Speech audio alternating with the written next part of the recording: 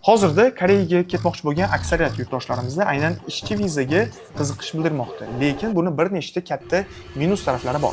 Birinchisi, hozirda Koreya Respublikasi O'zbekistonga butun respublikaga atiga 5000 ta kvota bergan, ya'ni faqatgina 5000 ta odam ishchi viza orqali yiliga Koreyaga ketishligi mumkin. Bu degani siz ishchi viza orqali ketmoqchi bo'lsangiz, viza chiqish ehtimoli juda ham past bo'ladi va viza chiqishi uchun bir necha yil sabr qilishingiz kerak bo'ladi. Ikkinchisi, ish viza orqali ketadigan bo'lsangiz, siz faqatgina Koreyada bitta ish beruvchini qo'lida ishlashingiz mumkin bo'ladi. Ya'ni u yerga borganingizdan keyin yaxshiroq imkoniyatlarga ega ish chiqib qolsa, siz u yerga o'tib keta olmaysiz. O'tib ketgan taqdiringizda sizni Koreyadan deport qilib yuborishadi. Talaba vizasi esa chiqishi hozirda juda ham oson bo'lib qolgan. Ya'ni bizning talabalarimizda 95% da hozirda vizalari ijobiy chiqmoqda. Asosiysi esa talaba vizasi orqali ketadigan bo'lsangiz, siz Koreyada ozod qush bo'lasiz. Ya'ni o'qishdan bo'sh vaqtingizda istalgan joyingizda ishlashingiz mumkin bo'ladi. Ya'ni hech qayerga biriktirib qo'yilmagan, ya'ni bog'lanib qolgan bo'lmaysiz. Qattandir yengilroq ish va yaxshiroq oylik taklif qilinsa, siz bemalol o'sha joyga o'tib ketish imkoniyatiga ega bo'lasiz va hech kim sizni bu sababli